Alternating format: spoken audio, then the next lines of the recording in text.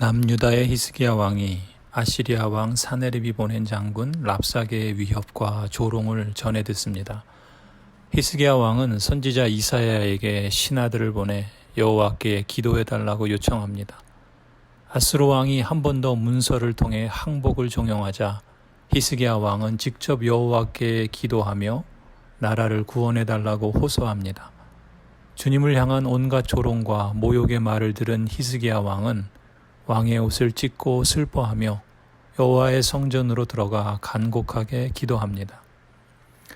히스기야 왕은 이사야 선지자에게 자신의 슬프고 절망적인 심경을 고백합니다. 마치 임신한 여인에게 산통이 찾아왔으나 기력이 모자라 해산하지 못하는 것과 같은 안타깝고 비참한 상황이었습니다.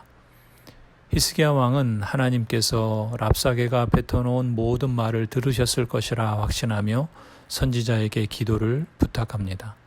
3절과 4절입니다. 그들은 이사야에게 가서 히스기야 왕의 말씀이라고 하면서 이렇게 말하였다. 오늘은 환난과 징계와 굴욕의 날입니다. 아이를 낳으려 하나 낳을 힘이 없는 산모와도 같습니다. 주 그대의 하나님께서는 랍사게가 한 말을 다 들으셨을 것입니다.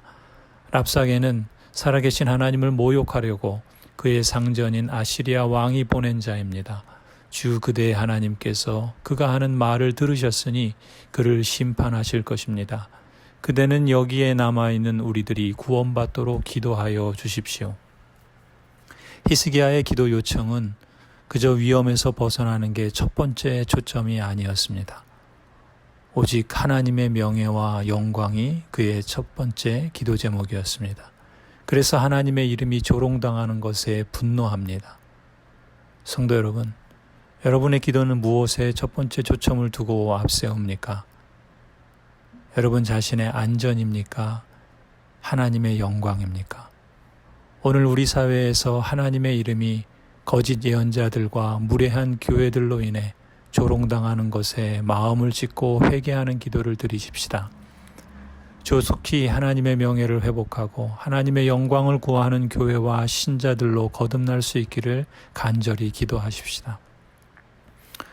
6절을 보면은 히스기야 왕이 생각한 대로 아시리아 왕이 하나님을 모욕하는 모든 악한 말을 다 듣고 계셨습니다. 하나님께서 선지자 이사야를 통해 히스기야 왕의 요청에 속히 응답해 주십니다. 아시리아 왕의 부하들이 나를 모욕하는 말을 너가 들었다고 하여 그렇게 두려워하지 말아라. 내가 그에게 한 영을 내려보내어 그가 뜬 소문을 듣고 자기 나라로 돌아가게 할 것이며 거기에서 칼에 맞아 죽게 할 것이다. 하나님께서는 당신의 이름이 거룩히 여김을 받으시기 원하십니다.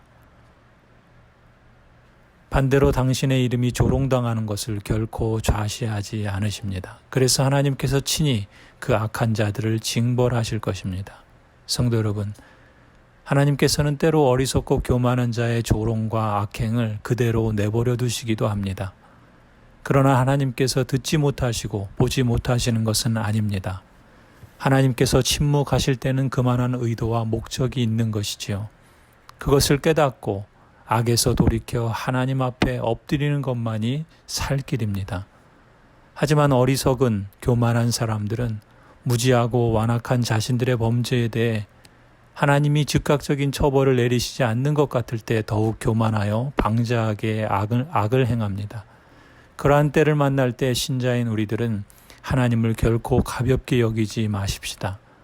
하나님의 행하심에 대해 함부로 말하지 않도록 주의하십시다. 하나님의 진노는 불의로 진리를 막는 모든 사람들에게 임합니다. 이 진리를 가볍게 여기지 말아야 합니다. 오히려 하나님의 선하신 뜻과 의도를 깨달아 알고 겸손히 하나님을 믿고 순종하는 마음을 주시기를 기도하십시다. 사탄이 아무리 조롱하는 말로 공격해도 두려워하지 마십시다. 히스기야 왕이 하나님을 조롱하는 사네립의 편지를 주님 앞에 펼쳐놓고 기도한 것처럼 온 세상이 오직 여호와 주님만이 홀로 주 하나님이심을 알게 해달라고 간절히 기도하십시다. 고난의 때일수록 하나님을 신뢰하고 겸손히 하나님께 기도함으로써 사단의 조롱을 조롱하십시다. 하나님은 세상의 모든 말을 듣고 계십니다.